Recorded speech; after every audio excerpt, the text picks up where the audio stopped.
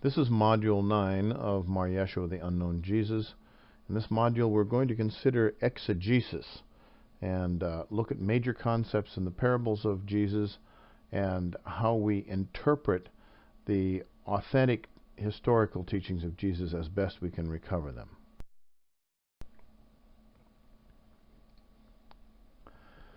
Now,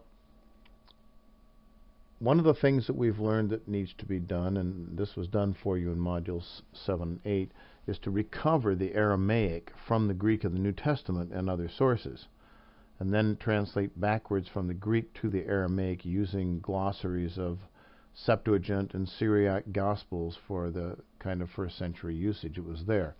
I have made lists of these, and you will also find this kind of understanding built into my novel, Yeshua, the Unknown Jesus, which I hope to have online soon. You need to check your sources and find out where did this parable come from? Does it exist only in Mark, or is it from Mark and Matthew and Luke, or is it just from the Q source, which is shared by Matthew and Luke, or is it from Matthew's materials alone, or Luke's materials alone, or John's materials alone, or is it from other sources, perhaps outside of the canonical Gospels? When we find a saying of Yeshua that is repeated in several streams and sources, we're more sure that it has authentic historicity. If we find it in just one source, like Matthew, sometimes we wonder, especially if the sense of the parable is something that is anti-Semitic or otherwise doesn't make sense in a Jewish culture. And then we want to remove the spin. We want to remove whatever the editorializing spin was, or whatever the emphasis, the doctrinal emphasis was from the person who wrote the gospel or whatever we have, and then be able to identify the probable historical teachings after the spin that we know already exists in that particular gospel has been removed. And by the way, the historical teachings of Jesus will not be most of the text of a gospel. They will be gems embedded in those texts. And then we're going to check critically for the meaning of this parable in the context of other authentic sayings and parables and so on. We want to say, well, does this make sense? Are these topics that Yeshua has touched upon before? Is this one of the themes of his teaching? We want to find what the context of it that is known to us in Jewish mysticism.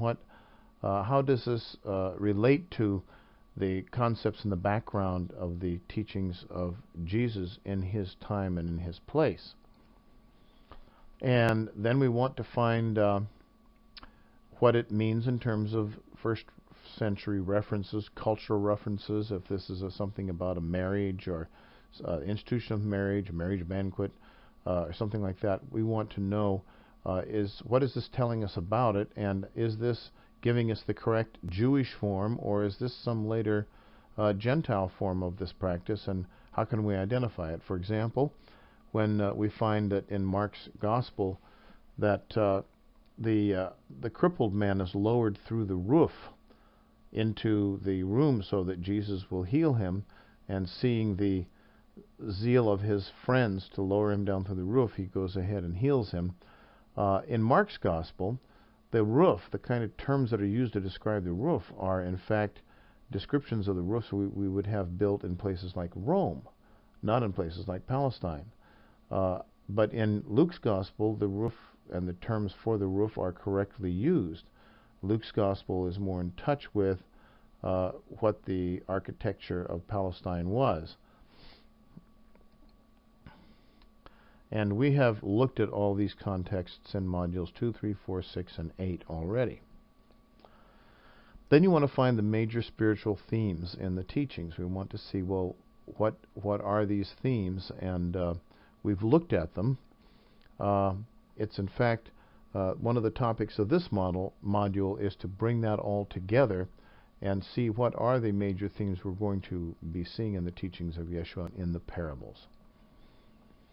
And then we're going to use the big picture of what we find to develop exegesis. Exegesis means interpretation, theology, Christology, metaphysical concepts that you draw from the teachings of Yeshua in your own religion and practice, and for other people if you're giving sermons and things.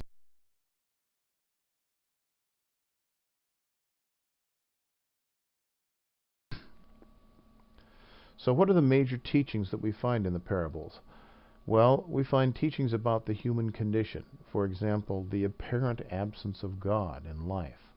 That evil seems to hold sway. The prince of this world seems to be negative, seems to be a bad guy, Satan, something like that. God seems to be gone. He seems to, we're not in touch with God. We don't see him here. Very often he emphasizes that it's our responsibility as human beings to take care of this place. We have the responsibility for the stewardship of this, just as though God were absent. Although, of course, another theme is that God is not absent. It's just he's just invisible. And that also the theme of reward and punishment after death, that one suffers the consequences or reaps the consequences, positive or negative, of the moral life that a person has lived on earth. There are also prophecies against false religion and piety, and what is very often translated in the King James and others is hypocrisy, which really means self-magnification. And then there are themes about preparation for the Messianic age. And the Messianic age is indeed upon us now, and we must prepare ourselves for it, and preparation for the coming of Messiah.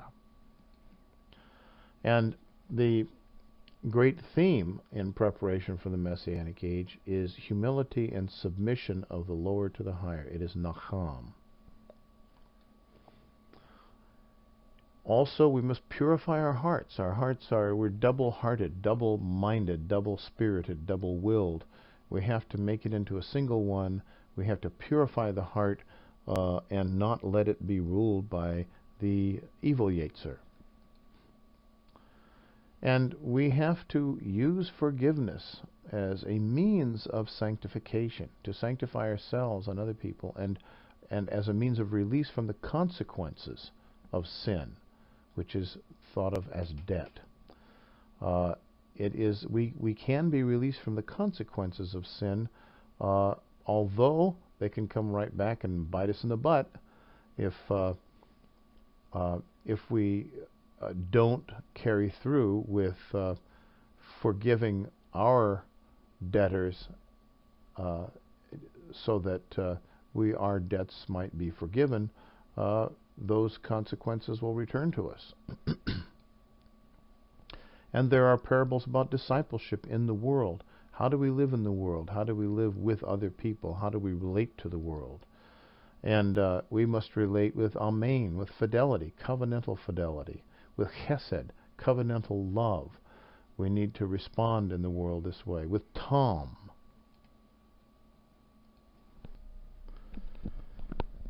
Uprightness, integrity. And then he teaches very often on themes of the mysteries of the Messianic kingdom, the Malkuth, the sovereign presence of God, the divine realities, the rulership. And he talks about the where, when, and hows of the Messianic kingdom, that they're mysterious, they're invisible, they cannot be seen, they cannot be predicted. We can't say where and when and how and so on. And he speaks a lot in allegories referring to the Messianic banquet, in the order of a wedding, as the bride and the groom agree to come together, and then the bride price is paid, and then the groom comes at midnight after all the preparations, and there is a procession while he goes through a ceremonial kidnapping of the bride, and then they spend their time in the bride chamber, for several days, in fact for 7 days if they do it traditionally. And after the tokens of her virginity are established, they come out and offer the great messianic banquet, the great bride wedding banquet. And these are associated with Kabbalistic mystical ideas like the Pardes, the garden, the place before the fall of man, a paradise that people can return to, and the tikkun, and so on.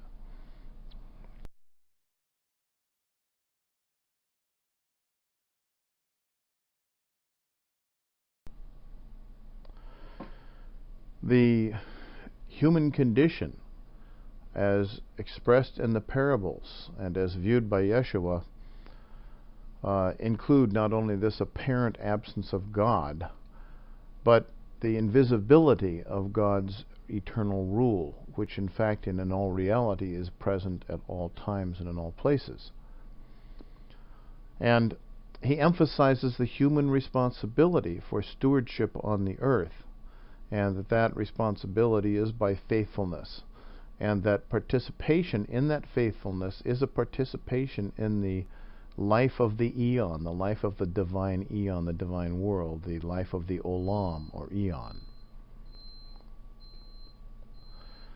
And he contrasts human dogma, the ideas of men, the teachings of men, with divine reality and the true Word of God, as opposed to what human beings teach about it. And he turns around a lot of the ideas. He says the first will be last and the last will be first, and little children will lead.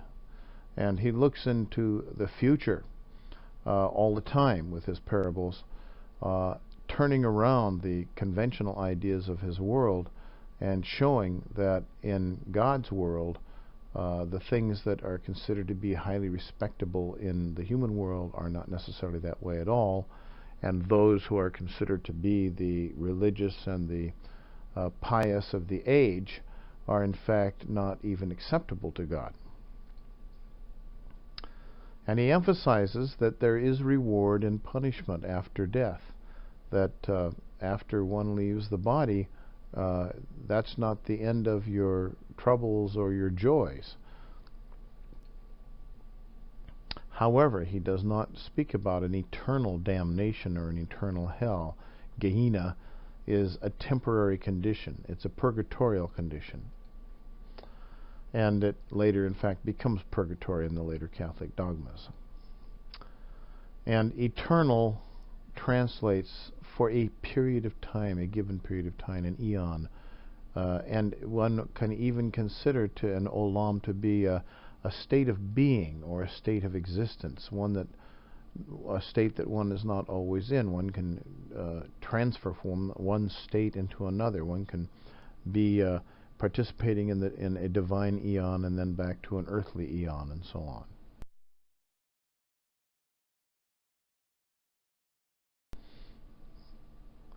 And then there are many prophecies against the temple establishment that later are interpreted as anti-Semitic prophecies. For example, the Sanhedrin, which was controlled by both the wealthy Pharisees and the wealthy Sadducees, are those who are the specific enemies of the message of Yeshua. They're the ones who are threatened by his message, and they have with them their Judean, Palestinian, rabbinic traditions that are threatened by the ideas of this bumpkin from the country. And the Sadducees are very much in control of the temple and the temple worship.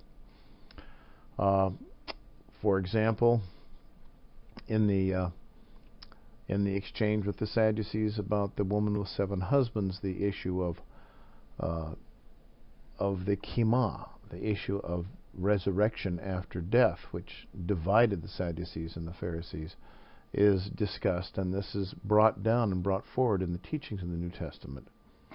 So Yeshua would fall more on the side of the Pharisees than the Sadducees in terms of many of his teachings. The Pharisees, however, were involved in very literalistic interpretations and what Yeshua called the traditions of men, human traditions that have gotten totally disconnected from the laws of the Torah that are written in the heart. For example, the Sabbath prohibitions and things like that. The Korban laws, which allowed people to actually not even support their aged parents if they wish to simply make the money a contribution that would earn them interest in the temple. The Pharisees who accused Yeshua of being able to heal and to cast out demons on the Sabbath because he was in league with, he had a spirit ally, Beelzebub. And we have looked at the accusation of that and the defense that Yeshua made of that, and of the tremendous importance that he attached to the Ruach HaKodesh, the Holy Spirit. And he spoke about the eonic sin, the olamic sin against the Ruach HaKodesh, and we've described that to some extent, that a sin against the femininity of Godhead, or the deity of the feminine, is a sin against, in fact, the divine olam. It is an absolute renunciation of God and God's ways. And the temple itself, the Temple of Solomon, which had been built and beautified so much by the Roman allies that claimed Jewish descent in Jewish families, but in fact were simply stooges of the Romans. This second temple, which had become this great wonder of the world, he saw as destined to fall. The Herodians who had built it and who had also bloodied the land with the blood of many, many Jewish people and cities who had rejected their rule and the rule of the Romans.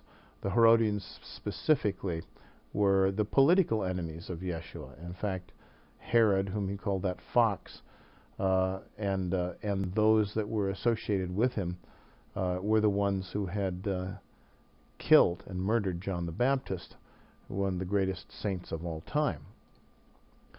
And it was they who appointed the politically appointed high priest, and the people rejected that, and as things got to be more and more of a powder keg, I mentioned that later on, after the crucifixion and resurrection of Yeshua, his brother James was actually called upon, being such a righteous man and from a priestly family, to actually carry out the duties, the sacred and religious duties of the high priest on the Day of Atonement. So people were very much aware that their religion was corrupt and it was held hostage by a wealthy small minority of people, which I refer to as the temple establishment. And the great prophecy of Yeshua, one of them that got him into big trouble, was that he prophesied the destruction of the temple. He also prophesied the destruction of Jerusalem, and it was because of these prophecies that many of the earliest Christians were Jewish Christians, Messianic Christians, were actually able to escape Jerusalem before these events came to pass. And Daniel's Son of Man vision was a very important part of the prophecy that Yeshua explained to people and gave out allegorically to people and so on. The coming of the Son of Man, the coming of the new humanity, the Scion of humanity.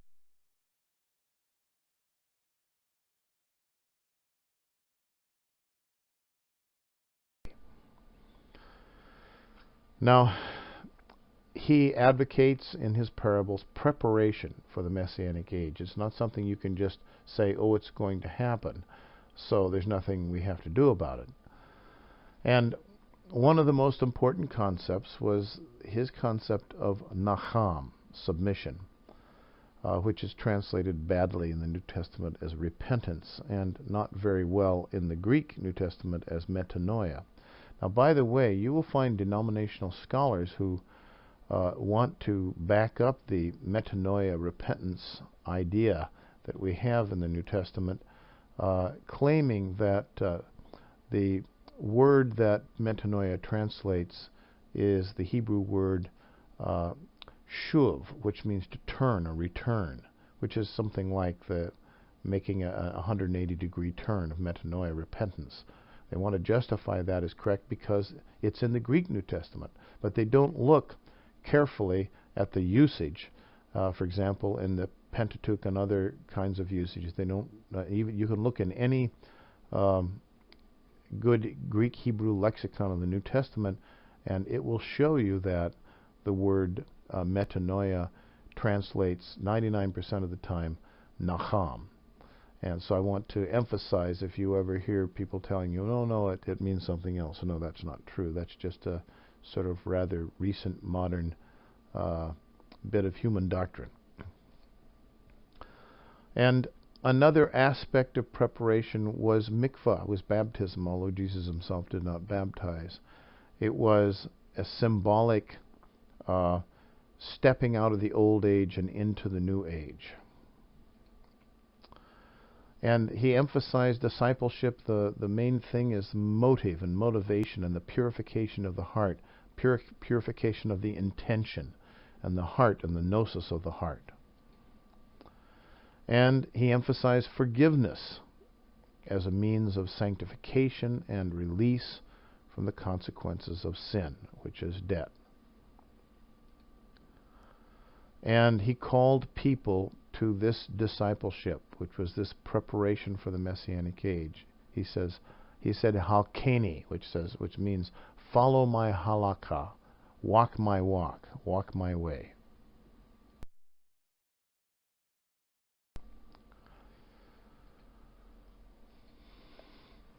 And in the world, he advocated in this discipleship that the root basis for it was amen, which unfortunately is translated as faith, but it means faithfulness, fidelity to the divine way, and it means perseverance. And he advocated covenantal love, love of your brother, love of your neighbor, love of humanity, that the love of God, the covenantal love, is shown to God by showing it to humanity, and that it is not a virtue to take on this love. It is not a virtue to give to those who are in need. It is, in fact, a covenantal responsibility. So this love of the neighbor, which we find in many of the parables, is very strongly emphasized. And he says in many of his sayings, for example, that the sun shines upon the just and the unjust equally, that God blesses and loves all people. All humanity are brothers and sisters. They are all children of God. And that there is an equal blessing that is given out to all of us in the hope that we can all develop in these lives that we're living in flesh, although that, of course, does not happen. And many of his logia and some things in the parables urge his disciples to use God himself as their template. To imitate God is not really an imitatio Christi, an imitation of Christ. It's an imitation of God, imitatio Dei. To imitate the Father. You see that the Father shines his light and gives his rain upon the just and upon the unjust. Do the same. Do not make distinction of persons. Do not turn your nose up at some persons because they are criminals or they are prostitutes or whatever else. One of his most famous is found actually only in one place, and that is in Matthew's Gospel, the parable of the sheep and the goats. And in that beautiful parable, one of my favorite ones, and I do think it's that it has a very important authentic basis to it, he tells the people who consider themselves to be the pious and the religious that he does not accept what they've done in their lives, and they are not part of the kingdom. Why? because they didn't uh, uh, they didn't feed him, they didn't clothe him, they didn't see to his new needs when he was on earth in their presence. And they always say, well, when did we ever see you naked or starving or whatever? And he said, inasmuch as you have done it unto the least of these, my brethren, and he's talking about everyone from the prostitutes to the publicans, you have done it unto me. And so the way one earns one's way into the kingdom and prepares for the coming of the kingdom is indeed by this great teaching of the brotherhood of humanity and chesed, covenantal love, and so on. And another great concept is tom. It's uprightness, integrity, making yourself not duplicitous, not dual, not double-minded, double-souled, but making yourself one. You must have due diligence for justice and righteousness and what is right and what is fair.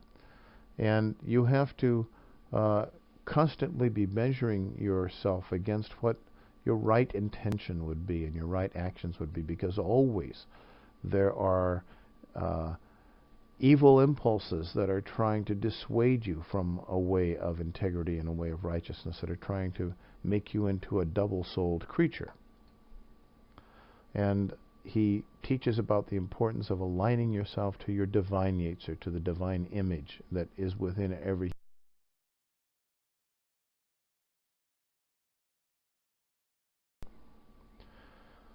He speaks about the mysteries of the Messianic kingdom.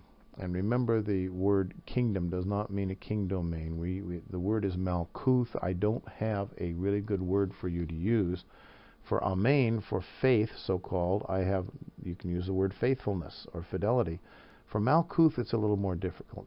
I've used the word sovereignty or rulership, but it means the provenance of authority of the one whose authority is fully authoritative and is final. So please remember that this word, malkuth, and I'll just use the word as malkuth sometimes, means this thing, the invisible sovereignty of God, the fact that God, that not a sparrow falls without God, and God's rulership, not this idea of kingdom, a king domain, a place that one would enter into. And remember his teachings about where, when, and how the kingdom would come. No one knows when, how it comes. It comes very subtly. It starts out as the smallest of all things. It starts out invisibly and all these sort of things. Where will it come? The kingdom of God is inside of you. It's within you. It's entos humon, is what the Greek says. And he speaks about the connection of fidelity or faithfulness and what we translate as eternal life or life of the eon. It's fidelity that puts you into the condition of the divine eon, and you live in that life, that eternal life. The life of the olam, the life of the eon. And he talks about the coming of Messiah and what Messiah is. And Messiah is the Baranash. It's translated as Son of Man. But all these Son of Man sayings are better understood as offspring of humanity, the new Adam, the new humanity.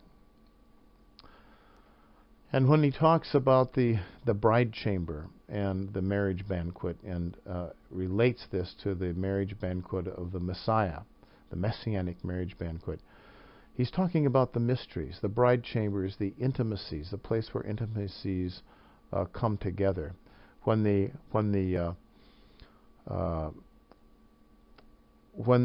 10 Sephirot are caused to communicate with each other by the shattering of the vessels that separate them. This is what happens in marriage, and in marriage, the intimacy of marriage and the intimacy of sexuality between a man and a woman and all this sort of thing. The vessels are shattered, and negative forces are released as well as positive forces. And the bride chamber is the mystic place where this occurs, and this occurs in every soul. And when one experiences that kind of intimacy with the divine, one ascends, one has communication with the Garden of Eden before the fall, the Pardes, the paradise. And that is the return or the restoration, the tikkun. And the Messianic banquet then is the great celebration that shows that the marriage has taken place, the marriage has been successful, and it has been accepted. And the Messianic banquet then is the great symbol of Yeshua that he uses with his disciples, and he has them participate mystically in the Messianic banquet because they are accepted and they will be invited, and they are part of the great marriage between humanity and deity, between God and man, that is underway.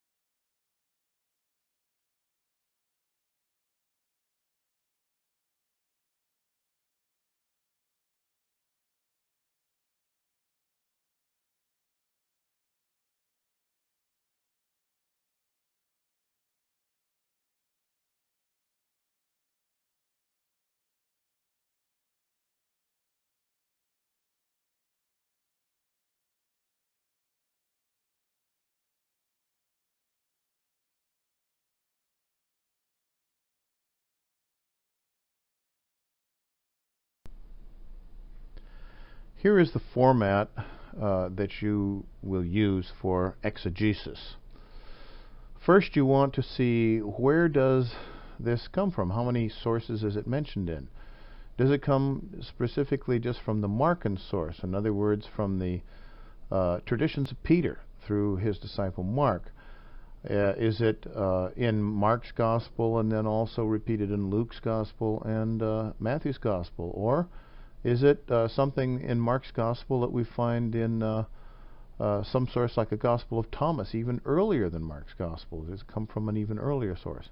Or is it from the Q source, that is, the common material that Matthew and Luke share, the sayings, notes that were kept by someone in perhaps the second generation? Is it a Q document?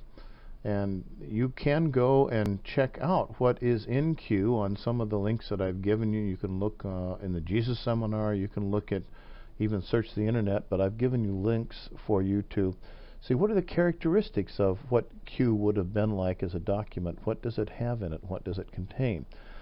But is it in the Q material only, just the material that's shared by Luke and Matthew? Or is it in the special Matthean material only? Is it only appear in Matthew's Gospel? Or only in Luke's Gospel, the special Lucan material?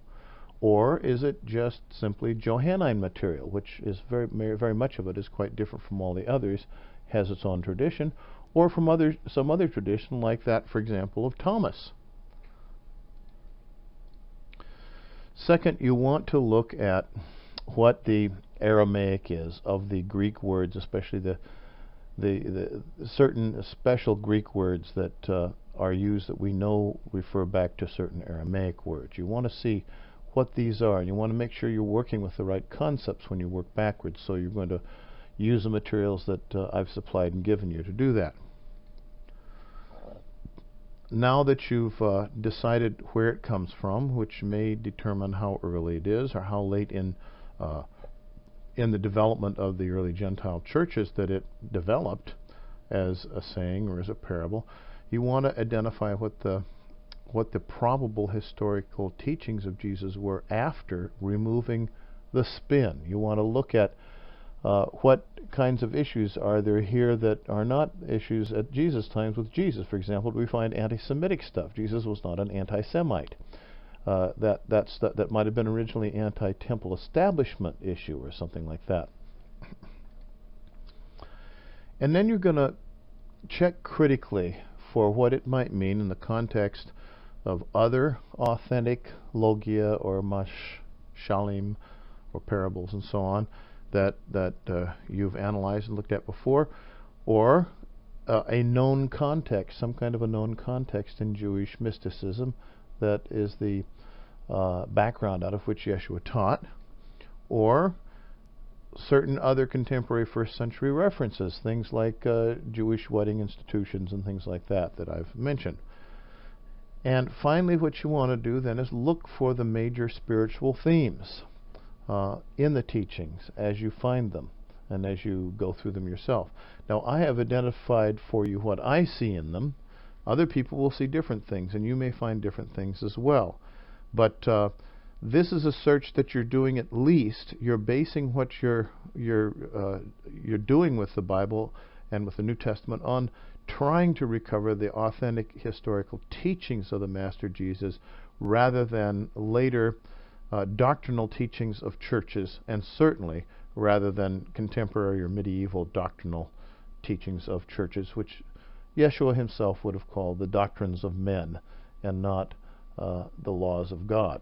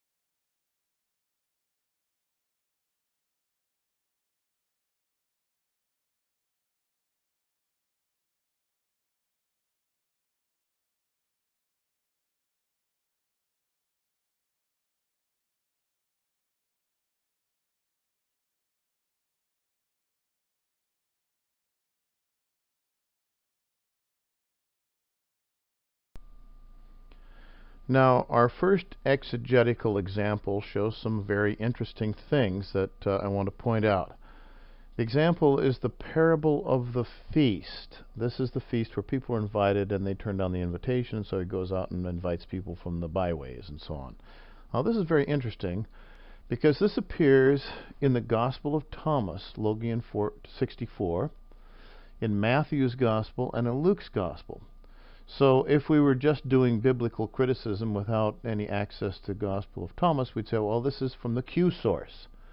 And by the way, you can go online, or you can go through the Jesus Seminar or other sources to get an idea of what the Q source would have been like as a document, what was in it and what was contained in it, etc. It's an interesting study to do this.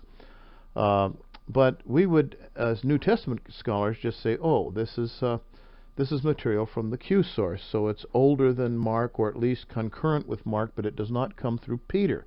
Peter's tradition is the Markan tradition. Mark was the disciple of Peter. And so the Gospel of Mark is Petrine tradition.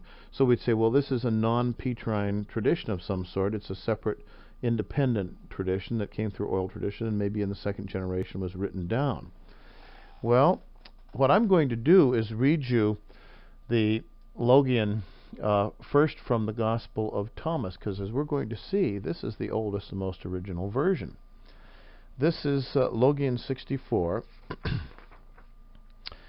Jesus said, and you have to remember the Logia in the Gospel of Thomas are not really arranged according to a specific order, whereas Matthew arranges all of his parables in a specific sections. He puts them section by section and certain things he wants to emphasize.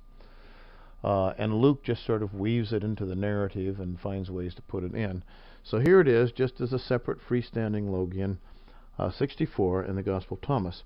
Jesus said, and this is a very wonderful way, this is the way Paul introduces things that we don't have from anywhere else, such as it is better to give than to receive, which we get from an epistle of Paul from his received tradition, but it's not in any of the Gospels. And he says, Jesus said, blah, So it says, Jesus said, a man had guest friends. Now, guest friends, we must understand, this is a Semitic term that refers to a Semitic custom.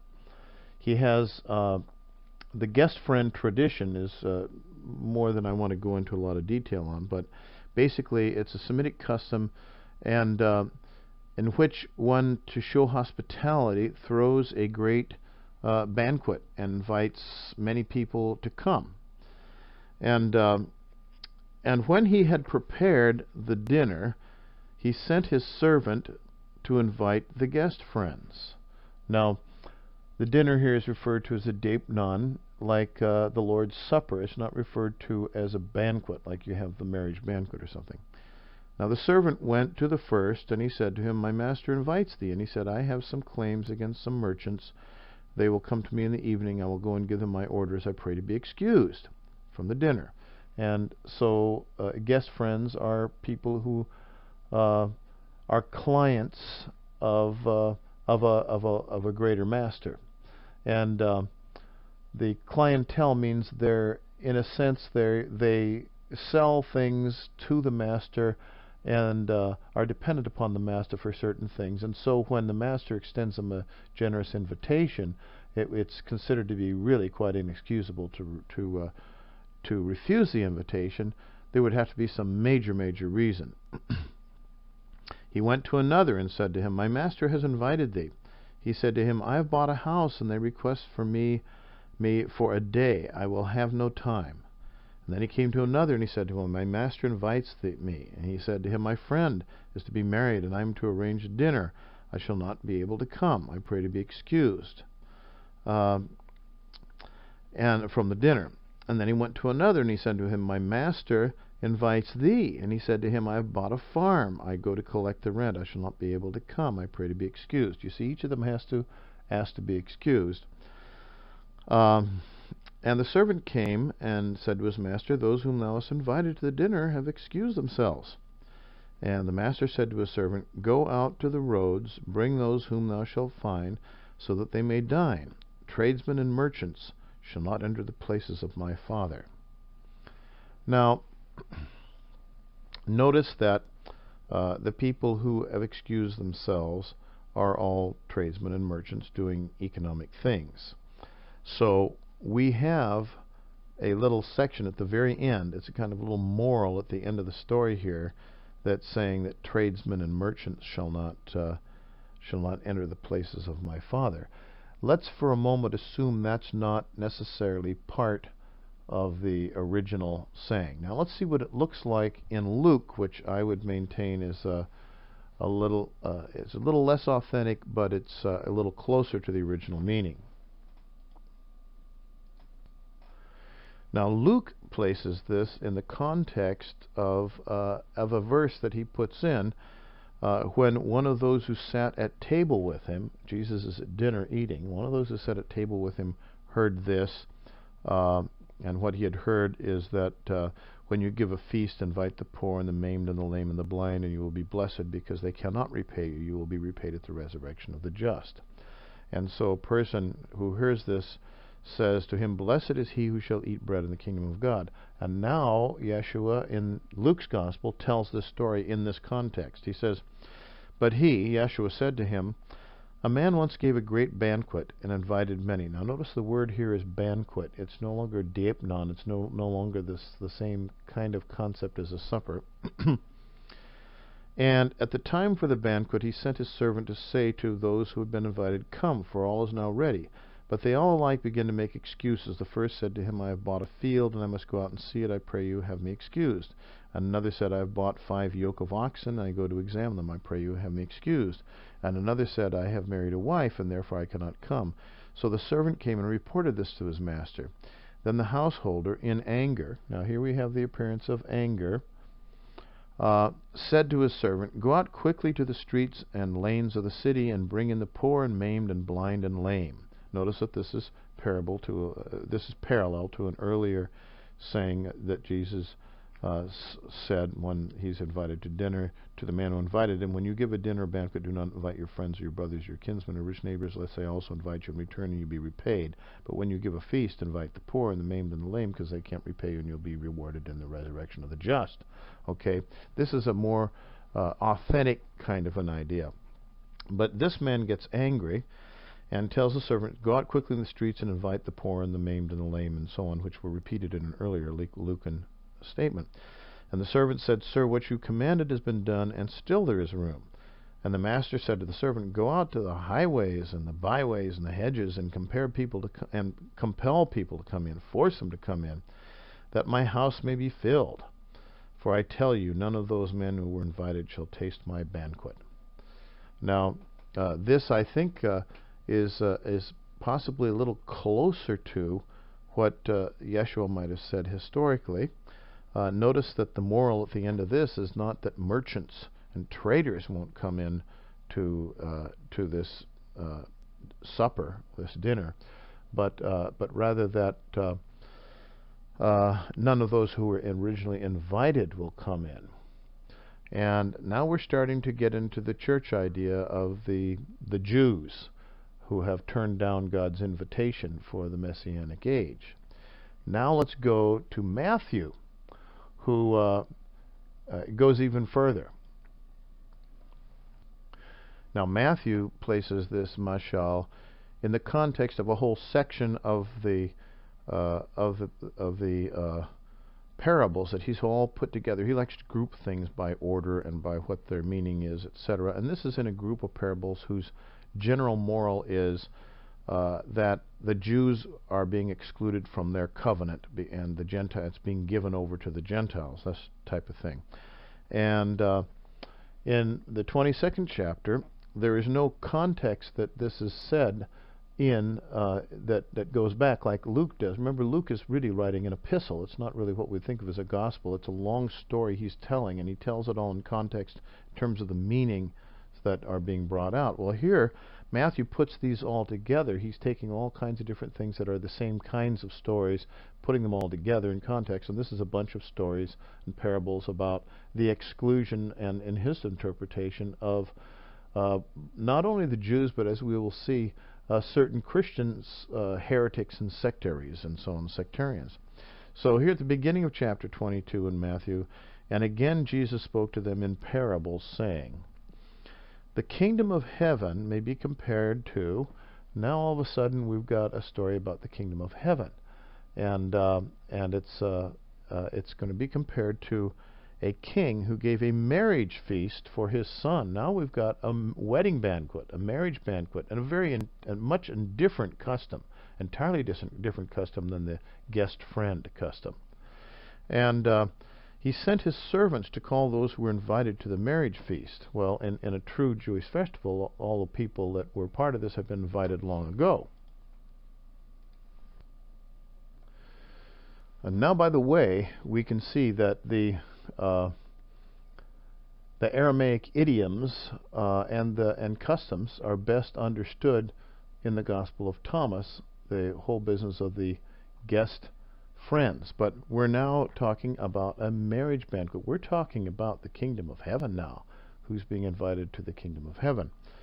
And so this king gave a marriage feast for his son, and he sent his servants to call those who were invited to the marriage feast, but they would not come. Again, he sent other servants. So now we've got more servants, different servants being sent out. So this is now a different kind of process. First, the Jewish apostles go out to the Jews, and the Jews don't come. And now the later apostles go out, and some of the people come who are going to be Christians, and others don't come in the right way, or they don't dress right, or something like that. And so we have a second kind of calling and going out. So he sent other servants, saying, tell those who were invited, behold, I have made ready my dinner, my oxen, my fat calves are killed, and everything is ready. Come to the marriage feast. But they made light of it and went off, one to his farm, another to his business, while the rest seized his servants, treated them shamefully, and killed them. My goodness. Now we don't have just merchants who are going to be excluded, who beg to be excused. We have people who are persecuting people, killing them. Okay, this is the experience of the later church. Third generation Gentile Christian church. These people are starting to be persecuted. There are an awful lot of people that really have lost patience with them. In fact, a lot of the early Christian churches were really quite obnoxious in many kinds of ways, and how they related to their own communities. And the pogroms that came down against a lot of the early Christians were actually not something were just instigated by Roman rulers. They were general population hatred of them, sort of like too many Jehovah's Witnesses always showing up at your door. Remember, when Yeshua sent forth his apostles, he said, when you go to a city, go to one house and stay there. And then people who want to hear and learn about this will come to you. He said, do not go door to door. But now we have the Christian evangelism thing where they're starting to push it and going around and pushing people, and the Gentiles are getting their sales techniques down and all this sort of thing, and they're starting to become despised for their attitudes and so on by the general population. And that leads to a lot of the first persecutions of the Christians. So here we have in this parable, they made light of it, one went off, and then even treated them shamefully and killed them. Now the king was angry, and he sent his troops and destroyed those murderers and burned their city. Whoa. So God is coming, and boy, is he mad. Then he said to his servants, the wedding is ready, but those invited were not worthy. Okay, well, who are those invited who were not worthy, whose city was burned down and destroyed? Well, guess what? We're talking about post AD 70, the destruction of Jerusalem, the destruction of the great city of the Jews. So this is much after that, and this is being blamed upon the refusal of the Jews to accept their own Messiah. God has therefore gone and destroyed their city. So he said, the wedding is ready, but those invited were not worthy. So go therefore to the thoroughfares and invite to the marriage feast as many as you find, whoever you can find. That's the Gentiles, just anybody out there. And those servants went out into the streets and gathered all whom they found, both bad and good. So the wedding hall was filled with guests. But Matthew doesn't stop here. He goes on to say more. He says, but when the king came in to look at the guests, he saw there was a man who had no wedding garment. And he said to him, friend, how did you get in here without a wedding garment? And he was speechless. And the king said to the attendants, bind him hand and foot and cast him into the outer darkness. There men will weep and gnash their teeth, for many are called, but few are chosen. Whoa. Now we have not only the idea that not only the Jews don't get into heaven, but even the Gentiles who don't have the right attitude, or maybe it's the right doctrines, or whatever, they don't have the right wedding dress or right wedding garments, will get into the kingdom of heaven. Now this is not what this parable started out being about. It was something a little bit different, wasn't it? Now we do find that the idioms are best in the Gospel of Thomas. There is the correct Semitic guest friend custom that's used, and the terminology is Semitic terminology. It describes an actual custom that we know about at the time of Yeshua. Now we find the anti-Semitic spin in the Gospel of Luke and the Gospel of Matthew, the idea that the Jews will lose their covenant now and because they haven't responded to the Messianic invitation. And Matthew adds this further early church anti-sectarian content about people not wearing the right garments, and he misunderstands totally the Semitic guest friend custom. And he phrases it not as a guest dinner, which is an entirely different kind of thing, but a marriage banquet, which therefore associates this with something quite different. This is the early Christian Messianic theology about the Messianic banquet. And remember that in the Jewish wedding, the banquet was the last thing in the order of events, and Yeshua celebrated it as a foretaste of a coming Messianic banquet, and that was for those whom he had initiated into the mysteries of the kingdom. But here now the marriage banquet is associated with being a member of the church and coming in and having communion service.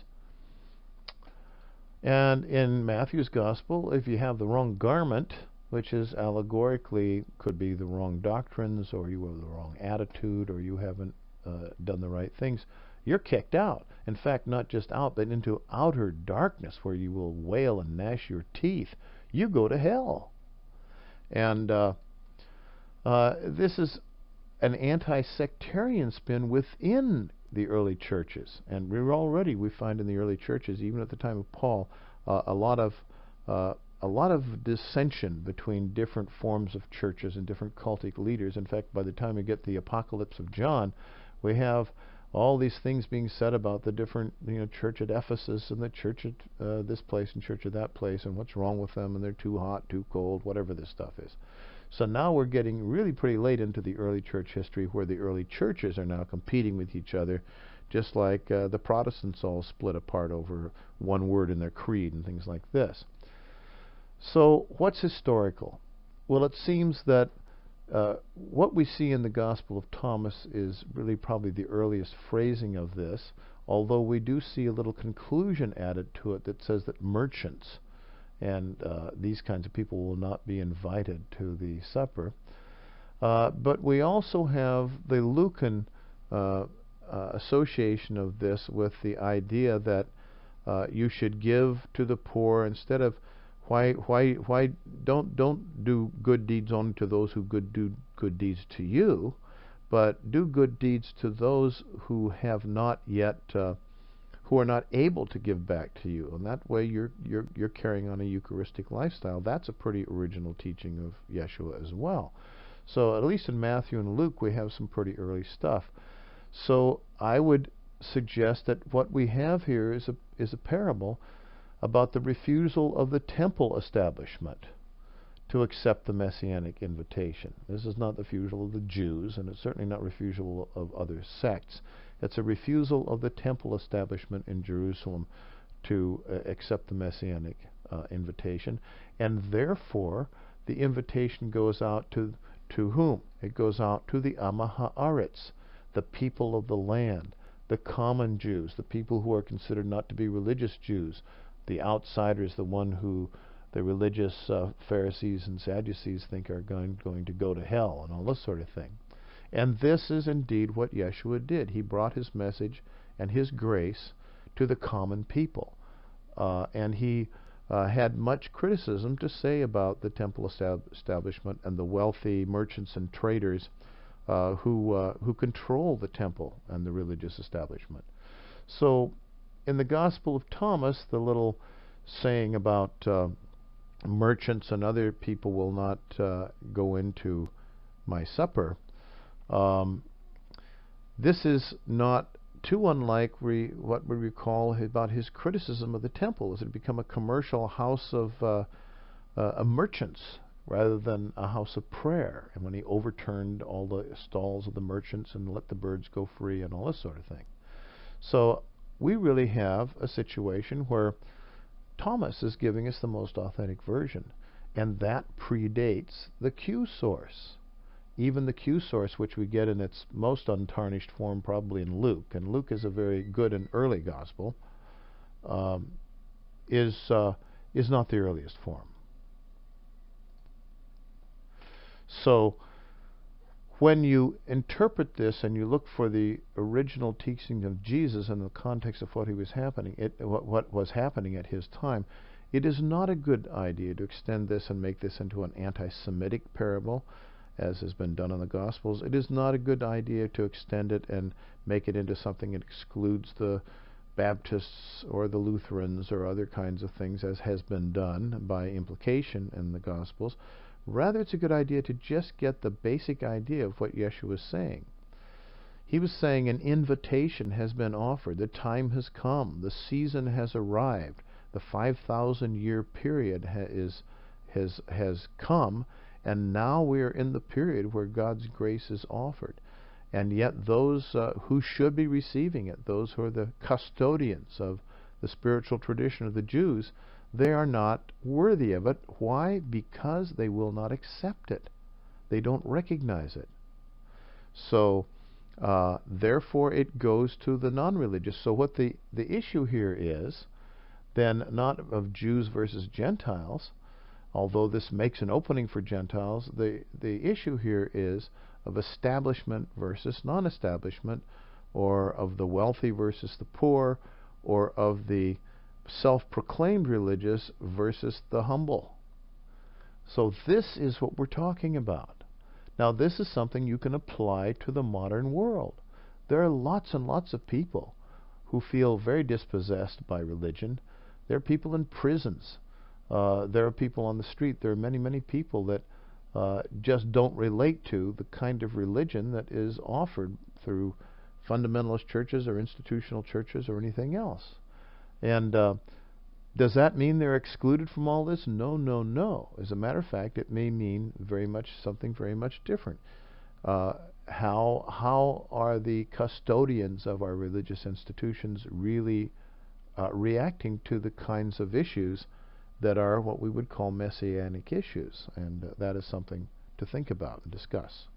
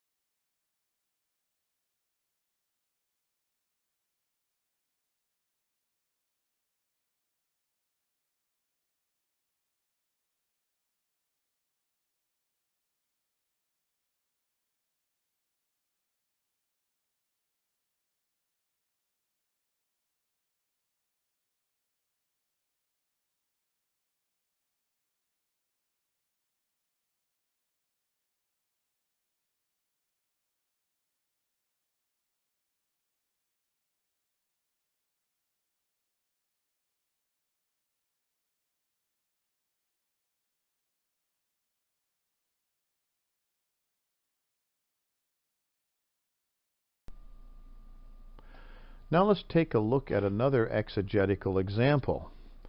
This is the parable of the 10 virgins and the marriage banquet. And this is a parable about a marriage banquet and the customs that existed. However, we find this only in Matthew's Gospel, in the 25th chapter of Matthew's Gospel. It actually in the same kind of section of parables that we were looking at before that show who's going to be excluded and why. And so this is just the special Matthean material. We don't have this in the Gospel of Thomas or anything else. It only appears in Matthew. So that does not mean that it's inauthentic. That simply means we have to recognize it only appears in Matthew, and we're up to we're pretty much on to Matthew's game now. We've seen how he takes things and how he takes the issues of his church time and uses them to interpret and twist and make things into something that makes sense to him. So let's read the story. The story goes like this. The kingdom of heaven shall be compared to 10 maidens. Okay, now it's another kingdom of heaven story. This is Yeshua comparing this to the kingdom of heaven. Now, we wonder about this because the last time we looked at the supper, the guest friend supper, which is not by any means in the original saying a wedding banquet. By any means, it's an entirely different custom. But this is interpreted again as a kingdom of heaven parable. So he says the kingdom of heaven shall be compared to 10 maidens, and the word is virgins is what is translated in the King James, but the word really means maiden. It means an unmarried woman. It has nothing to do with the state of her hymen. It has to do with unmarried women. And they're going to be actually bridesmaids at the wedding. They would be. The kingdom of heaven shall be compared to 10 maidens, that should really be bridesmaids, who took their lamps and went to meet the bridegroom. Now, if you recall a custom, the bridegroom comes at midnight, or he comes late in the middle of the night in order to go through a sort of symbolic kidnapping of the bride and taking her to the place where they will have intimacy for 7 days, and it will be guarded by the bridegroom's best friend, and then the proof of her virginity will be given, and then the marriage banquet will be given at the end of all that to celebrate the consummation of the marriage. So here he says there's 10 bridesmaids who took their lamps and went to meet the bridegroom, and that's when they're doing it at midnight. 5 of them were foolish and 5 were wise. Okay.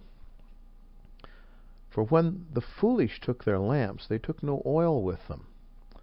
But the wise took flasks of oil with their lamps. Now as the bridegroom was delayed, they all slumbered and slept. But at midnight there was a cry, Behold, the bridegroom, come out to meet him. Well, wait a minute. The bridegroom wasn't delayed where people all slumber and sleep. They expect him to come out about midnight. So he wasn't delayed. He was coming at the right time. But Matthew turns this into a delay of the parousia, a delay of the second coming. The bridegroom is, of course, Jesus, and he's being delayed. So he's comparing this now to the second coming of Christ. The second coming is the coming of Christ in victory, when the church, which is the bride of Christ, and Christ meet together in the great marriage of heaven and earth. So he has this little line about as the bridegroom was delayed, they all slumbered and slept. But at midnight there was a cry, Behold, the bridegroom, come out to meet him. Now there is a lot of parables that we find in Matthew, and that they're interpreted that you don't know the time and the place, and when you least expect it, just like those in Noah's flood, the second coming will occur, and some will be taken into heaven. It'll be like the rapture, and others will be left behind, and all that sort of thing. This is the kind of stuff you find in Matthew's Gospel really emphasized. So here at midnight comes the bridegroom. So, and then it says, Behold, the bridegroom come out to meet him. And then all those maidens rose and trimmed their lamps. That's what you do, is a little pottery lamp that has oil in it and a wick. And you trim the wick so it's just the right height, and then light the wick.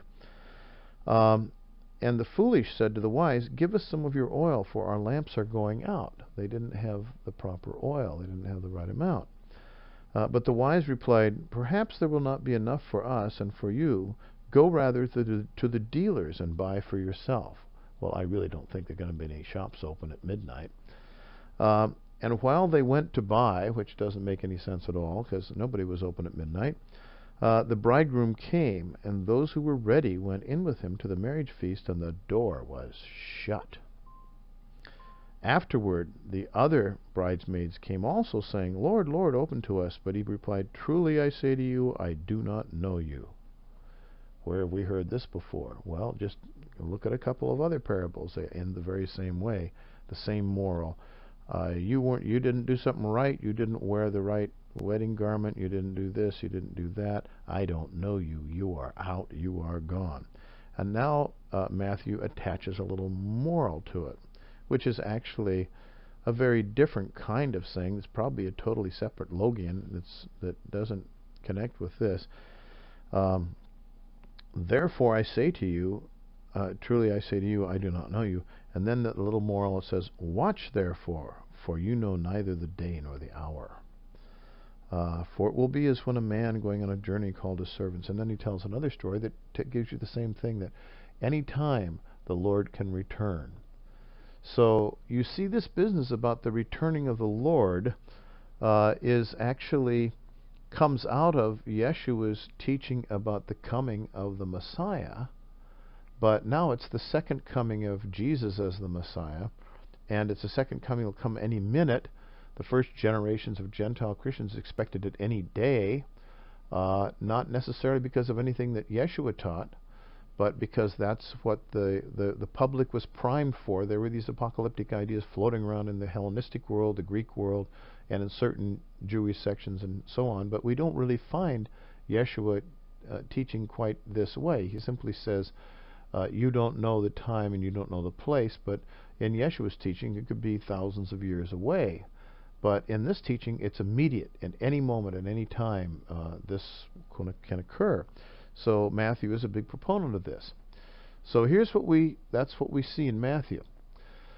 Now, first we want to recover the Aramaic and the conventions and things like this, and the first thing we see is that the virgins or the maidens are the bridesmaids. That would be the custom. And the bridesmaids actually wait with the bride and tend to the bride. And also the custom for the marriage thing is not that the groom comes and grabs the bride and then they all go and have a banquet. No. And there's no door that's shut. In fact, if there was a door that's shut, it's going to be the door to the place where the groom and the bride have their honeymoon for 7 days, and that's going to be guarded. Nobody goes in there to participate in that. So this does not know what the Jewish wedding custom was. It's completely divorced from that. It's now made a bunch of assumptions about the kingdom of God as the messianic banquet, but it doesn't even know what the order of events is or how Yeshua would have interpreted it. So the concept of Malkuth, the concept of divine sovereignty, is totally twisted here. It's just twisted into the concept we know as the Basileia, the kingdom, the king domain of God, the Noah's Ark that you can come into or not come into. Where in Yeshua's teaching, the sovereignty of God is everywhere. It's invisible, you can't see it, you don't know it, and it's within you. It's entos humon. It's there all the time. It's not something that anything can be excluded from. And the bridesmaid is not a virgin. The bridesmaid has a very specific function, and she doesn't go waiting outside. She's going to accompany the procession. The bridesmaids are going to accompany the procession with lamps and lights, and it's going to be a procession from the bride's home to the place that's been prepared by the groom and other men that are his friends and so on. But it's not going to be a procession that leads directly to a banquet. So now you want to check critically for this meaning in the context of known Palestinian customs, and we know these customs, and we know that Matthew's gospel just doesn't have a clue. It's something entirely different. So let's look at what seems to be the Semitic and the possibly authentic part that would be possibly a parable spoken by Yeshua. it probably ended with originally with the midnight arrival of the bridegroom, because there's nothing else after that except this dogmatic stuff about people being excluded. And that is not something we find when we analyze parables. We don't find that as the exclusionary clause as something that is original with Yeshua. That comes later in the churches. So it probably ended somewhere around this thing about the midnight arrival, the bridegroom, which and probably had the meaning of these people are not prepared. They haven't done their homework. They haven't prepared their souls, because discipleship was a preparation for the Messianic age. And if you didn't do your work on yourself, then you'll be unprepared for the Messianic age. And so the worst kind of discipline or punishment they would ever get is they wouldn't be able to participate in the procession. They would not be excluded from a Noah's Ark door or something. And Yeshua's meaning, then, if it's authentic, would be something like that. That it had to do with the preparation of discipleship that has to be done to prepare your lamp with oil. If you are going to be a bridesmaid, you're going to be one who assists the bride, and the bride represents humanity, the marriage of humanity to divinity. Now, there's a non-Semitic and inauthentic part. The whole business of the wedding feast. The wedding feast comes after the honeymoon. It's not something that comes first. And the meaning to the redactors of Matthew was quite different. It was one of his good old famous exclusion parables, where he says, if you're not ready, if you don't wear the right kind of garment, if you don't have the right kind of doctrine, if you're not a member of the right church, you're going to go to hell when you die. You're going to be excluded from the kingdom, this sort of thing. So Matthew's usual spin is what we're getting here, the exclusion of sectarians, of other Christians, not just of the Jews. He not only excludes the Jews, he excludes other Christians, and he's probably talking about certain kinds of Hellenistic, Gnostic Christians and people whose views differ from him and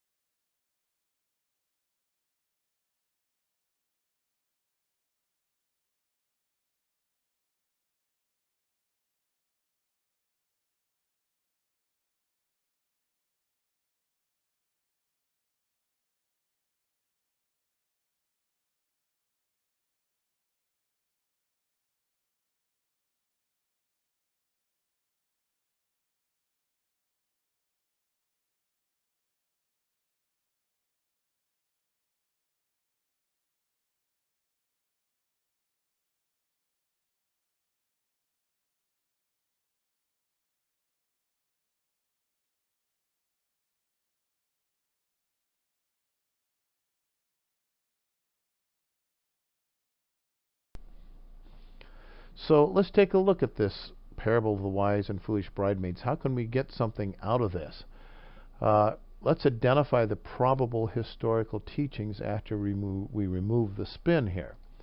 The bridegroom is delayed. That's the delay of the second coming. That would not be part of the original parable. That wasn't part of the teachings of Jesus. The delay of the parousia, the delay of the second coming of him back to the earth, was not something he talked about. And the foolish virgins are not admitted to the so-called marriage feast. The idea of non-believers are not saved at the second coming.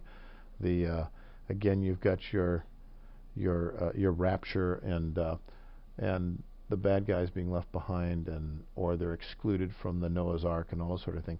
This is all spin. And this is not something that is part of the teachings of Yeshua. And this whole business of Lord, Lord, open to us, and says, truly I say to you, I do not know you. And this is what we find in the parable of the sheep and the goats, which Matthew is also the only one who tells, and it's in the same general section, and we find it in several other parables.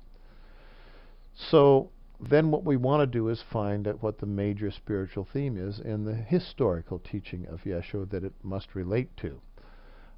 It relates for preparation for the coming of Mashiach, the Messiah, because the Messiah is the bridegroom for the heavenly banquet, the messianic banquet. So here's what we sort of get out of this parable as really historical. The Malkuth of heaven is like 10 bridesmaids who took their lamps and went out to meet the bridegroom. 5 were foolish and 5 were wise. The foolish took their lamps with too little oil, but the wise took a supply of oil with them. At midnight there was a cry, and behold, the bridegroom come out to meet him. And that's probably basically the story that Yeshua told, and implicit in the story is, whoa, they're going to be very embarrassed if they walk in the procession all the way back from the bride's house to the new place that's been prepared by the groom, because their lights will be out and people will think they're jerks. And so what he's talking about is the importance of preparation, of discipleship, of searching the heart, of making your heart single, of making yourself one who follows just the way of the good Yetzer, not the evil Yetzer. So that is the kind of meaning that is implicit in what has finally come through Matthew, through whatever his sources were, and these are third-generation sources. Things have been twisted around to make meaning to them in their generation with their issues, their conflicts, and so on. So Matthew's gospel has taken this and turned it into something quite different from what it was.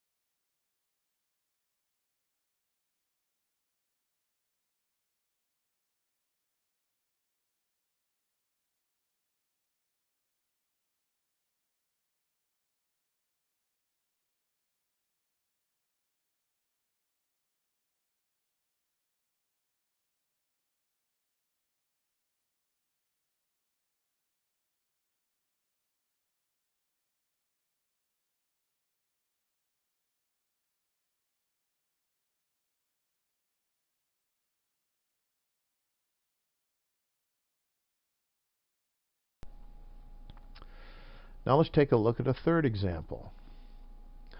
We want to look at different sections of what's called the Sermon on the Mount, or in Luke it's the Sermon on the Plain. Now the part we're going to look at is a part that's known as the Beatitudes. Blessed are so-and-so. And we're going to look at Luke's Beatitudes. Luke's stuff is generally shorter and more to the point and probably a little more authentic and probably a little more true to the Q source than Matthew's. This is Q source material. So these are logia, short, pithy sayings of Jesus. Now, Luke has fewer teachings than appear in Matthew. Well, we're used to that. We know what Matthew's game is here. And he gives others that are found elsewhere in Matthew, that Matthew has decided belong in other places, but Luke has decided belong here in this whole collection of blessed be these and blessed are and so on. And there are some of the Beatitudes, verses 24 to 26, which this is in the 6th chapter of Luke, that don't have any parallel anywhere. We don't find them in Matthew either. So let's take a look at what we have here. I'm going to read from Luke to start with, and I'm going to go back to these. And basically they take the form of the Beatitudes. Take, blessed are the whatever because for this. Blessed are the so-and-so for they will something something. And these are blessed are the this because of this reason. And of course all this is telling us about why people are blessed by the coming of the new of the Messianic age. So the first one is the one that we find in Luke says, blessed are you poor, for yours is the kingdom of God. Now in Matthew this comes out as, blessed are the poor in spirit, for theirs is the kingdom of heaven. So this is a little bit different. It's been kind of changed. Basically, who are the poor? The poor are the evoi. And the poor here refer simply to the Am Haaretz. These are the simple folk who don't have much money. The poor in spirit, however, would refer to the humble. And the Malkuth literally in Hebrew says, is to them. The kingdom is to them. The kingdom is for them. So, and that by that it means the Messianic age, the Messianic sovereignty. God's rulership is something that is allocated for them. Now, in Luke's gospel, it's just blessed are the Am Haaretz, blessed are the poor people, blessed are the people that are considered to be irreligious. They're actually not blessed by God because they're poor, and that's evidence that God doesn't bless them. Because as we all know, the gospel of prosperity is what God's all about, and if you aren't prosperous, then God has not blessed you, and so on. So blessed are all these unblessed people that people say are unblessed, because the kingdom of heaven belongs to them. Now, the Evoi, there's a term taken by the Ebionites, who were the poor, and they were the ones who kept themselves poor and shared their goods and followed the kind of the lead of the early Christian congregations. However, they remained Jewish and did not really accept Gentiles, and separated from the Gentile churches, and were quite opposed to it. They were the sort of Messianic Christians of their day. So here we have blessed are the poor in Luke, meaning blessed are the Am Haaretz. But here we have in Matthew, blessed are the poor in spirit, and that means the humble, those who have humility.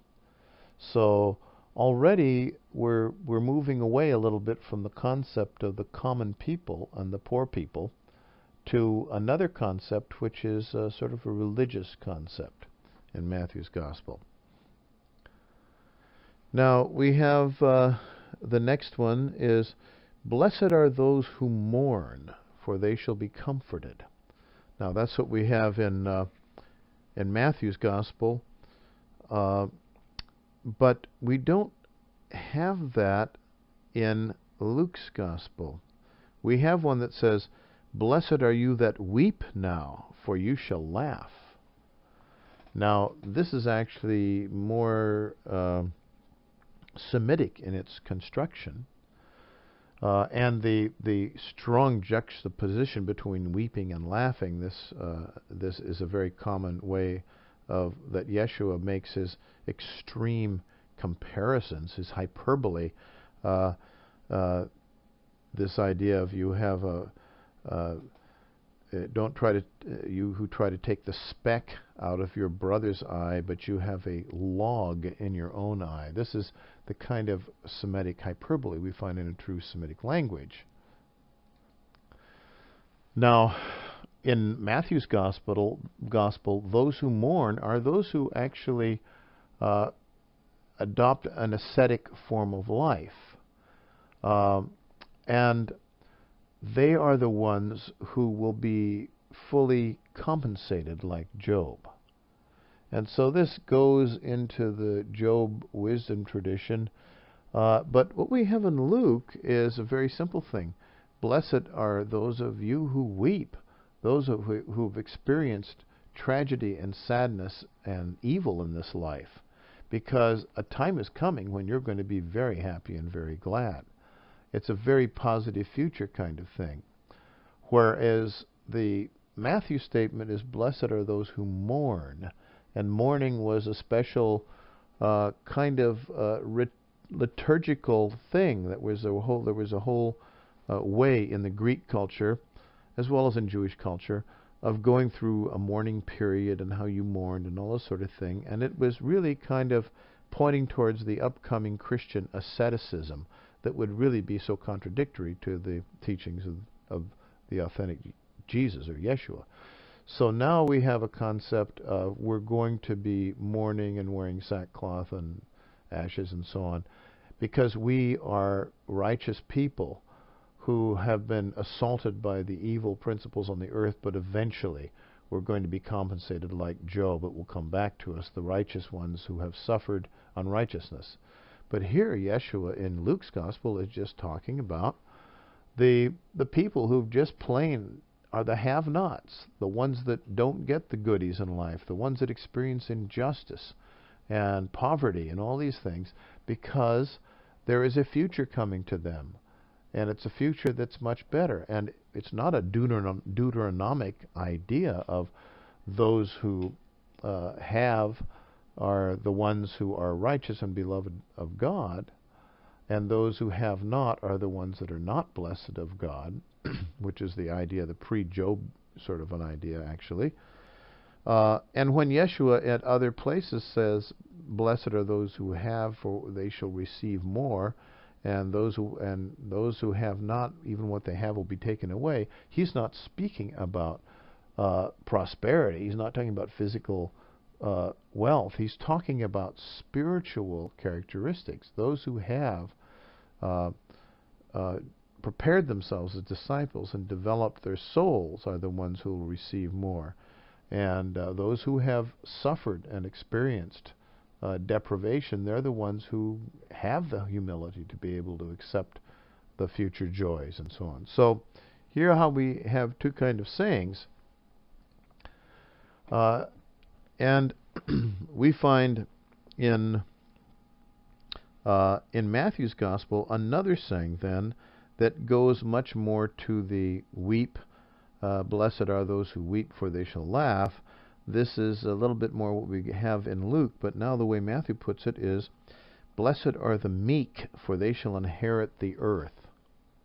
Well, the word meek is something like the humble, but it's obviously taken from an idea of that we would call the Am Haaretz, who will inherit. They will become the heirs of God. They will inherit the earth. It's actually very Semitic in its construction. Blessed are the Am Haaretz, for they shall inherit the Eretz. The word Eretz is earth. So this is probably a more authentic form of this saying, blessed are the Haaretz, for they shall inherit the Aretz. Blessed are the people of the land, for they shall inherit the land. Now, we have in Matthew's Gospel, blessed are those who hunger and thirst for righteousness, for they shall be satisfied. And the saying that we find in Luke's Gospel is, blessed are you that hunger now, for you shall be satisfied. I think that Matthew has explained, has taken it to a higher spiritual level, so to speak, but Yeshua is saying in Luke's Gospel, blessed are those that don't have enough to eat, because you're going to have enough to eat. So that's very simple, like blessed are those who weep now before they shall laugh later on. But now we have it taken into a higher spiritual level. Blessed are those who hunger for true righteousness, for you shall be fulfilled. You shall have fulfillment of that desire. And this is a concept of righteousness, which is a Jewish concept. And then we have another one. Blessed are the merciful, for they shall obtain mercy. This is in Matthew's Gospel.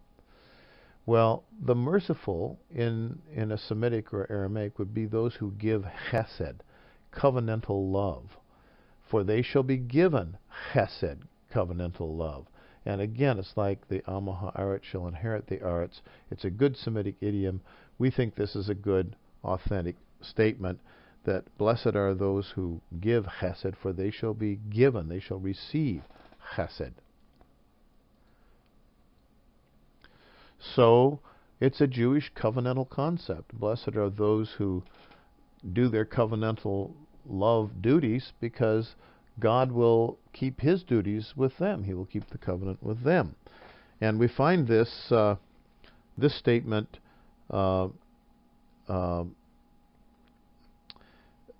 not really reprised in Luke. Luke goes on to deal with this. He says the opposite. He says, "Woe to you!" These are the woes. Woe to you that are rich, for you've received your consolation. Woe to you that are full now, for you shall hunger. Woe to you that laugh now, for you shall mourn and weep. And woe to you when all men speak well of you, for so their fathers did to the false prophets. So we have something different in Matthew's compilation of the Beatitudes, and the ones that are usually quoted are Matthew's, and we have a lot of very authentic material, we think, logia, in the Beatitudes of Matthew. We've had the blessed are the merciful, that is, those who give hesed, for they shall receive mercy, they shall receive chesed. Now we have blessed are the pure in heart, for they shall see God. Now the pure in heart means those who have purified their hearts or had their hearts purified by fiery trial or by interior inspection and so on. Those who have completed the responsibilities of discipleship in preparation for the Messianic age. Those who have prepared themselves in their hearts, they have purified their hearts. Those are the ones who will see God. They will have the vision of God. We don't find something like that in Luke. We find much more basic things in the Lucan Sermon on the Plain. So basically, of the Sermon on the Mount, of the Beatitudes that we have in Matthew, blessed are those who are humble, because for them and to them is the Malkuf, is the sovereignty. They're the ones who will be able to be in touch with God's rulership, and that is good, authentic, Yeshua-type teaching. Blessed are those who mourn, for they shall be comforted. I think is probably not as authentic as blessed as those who weep, for they shall laugh, but it's basically the same kind of an idea. I think Matthew has taken it to another level. Blessed are the Am Haaretz, for they shall inherit the Aretz. Blessed are the people of the land, the poor people of the land, for they shall inherit the land. As you would during the Jubilee or something. However, I think that the more authentic beatitude we find is in Luke about hunger. Blessed are those who hunger, those who are starving, because they will be filled. But here Matthew has taken it to those who hunger for true righteousness, for they shall be filled. And then Matthew has the great good Semitic construction of blessed are those who are merciful, that is, who give hesed, because they shall be given hesed. That's the way it would be in Aramaic, and that is a nice, good Aramaic parallel structure. And then only Matthew has, blessed are the pure in heart, or those who are purified in heart, for they shall see God. They will have the ability to have communion with God. And that's as the great prophets did in Merkaba mysticism and so on. Those who are purified in heart. So I think that this is one way we can look at some of these things, and we can get some ideas. Logia are much harder to spin than parables are, but they lose their context because they're brought completely out of context. So here's a summary. You're going to check your sources. If they come from the Petrine School of Markan, or from the Q source, or Q source and Thomas, or just from Matthew, just from Luke, or are they Johannine? And in fact, probably not either logia or parables, but rather sermons about Jesus that were spoken by John the Apostle and then put into the mouth of Jesus. And an awful lot of John's Gospel is early sermons about Jesus as the Christ, in which Jesus says, I am the bread of life, and I am this, and I am a megalomaniac. And these are simply not historical statements that Jesus would have made or could have made, and if he had made such statements, he would have been stoned immediately. So look at your sources. Get back at the Aramaic from the Greek so you can get a little better look at what's going on. Identify what the historical teaching seems to be after you have removed whatever spin you can find. And then look critically for meaning in the context of other logia and mashlim, and see, are these put together to mean something, and so on. Find what the context is in Jewish mysticism and traditions and contemporary first century references and traditions, and so on. And then find the major themes that you find in the teachings, and use the big picture to develop your exegesis and your interpretation and your theology and your Christology and your metaphysical concepts in your own religion and practice, and the way that you're going to bring that across to other people. Now you will be grounding yourself as much as possible in the historic and authentic teachings of Yeshua, the Master Jesus.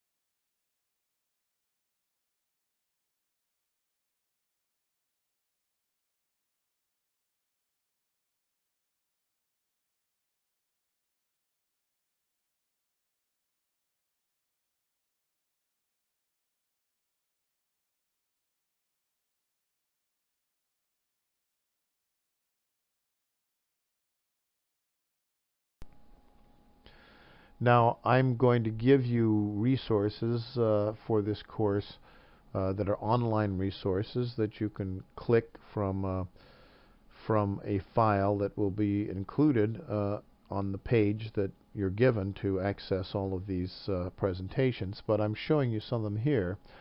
The Jesus Seminar is very good for some things. There's other things that a lot of scholars don't accept. There's a lot of people that have put their own spin on things, but still it's good stuff, and you need to look at it, you can find some very good information about the Q source and about the Johannine materials and how they were treated, why it is that John's Gospel only has Jesus' entire ministry be a cycle of 1 year, where the Synoptic Gospel show it as a 3-year thing, and how that 1-year cycle fits into the Jewish year of festivals, and how it's very stylized, and what you have in John's Gospel is really a church document. And you can follow links to the various Gospels from this site and get some very good information on them. One of them that I like is Marcus Borg's Historical Jesus site, which you might want to look at. And there are many valid criticisms of the Jesus Seminar, and there are many more that I think are invalid that can be found all over the internet. One of the reasons that they're so despised by fundamentalists is they completely break down a lot of the doctrinal concepts in the churches, and they really do try to get back to what Yeshua was teaching.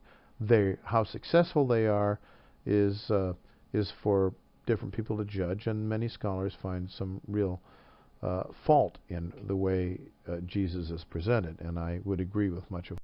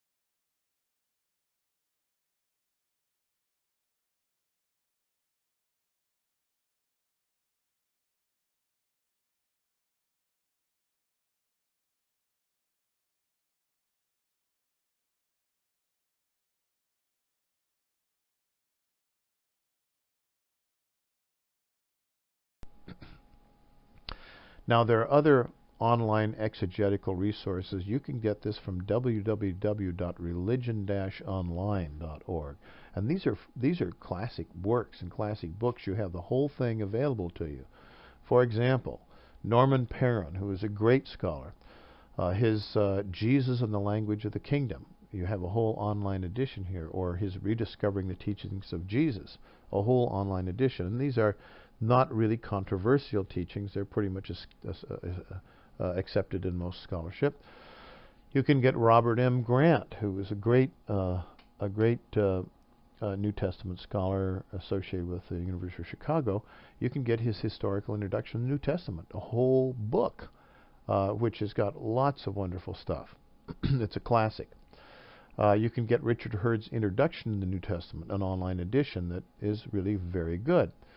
Gustafson's Exegesis for the Christian Year, which shows you how you can do exegesis from the parables and logia of Jesus based on different texts that are selected for the Christian year from the New Testament you find in the lectionaries of churches like the Church of England and the Roman Catholic Church and so on. You can find Cannon's online edition of his commentary in the book of Acts. Excellent stuff about the early church. C.H. Dodd, a wonderful scholar, about his research on the historical Jesus. It's called The Founder of Christianity. The whole book is online. All the stuff is free. You can get James Robinson, who headed the whole Qumran Dead Sea Scroll, or rather, the whole, not, I'm sorry, let me correct myself, the whole Nag Hammadi Coptic Gnostic Library project at Claremont that I worked in when I was young. He's got the real Jesus of the Sayings Q Gospel online, and he bases that on a lot of his research with Nag Hammadi as well. It's very good stuff, excellent stuff, and it's free. So this is a peekaboo at how you can work with exegesis.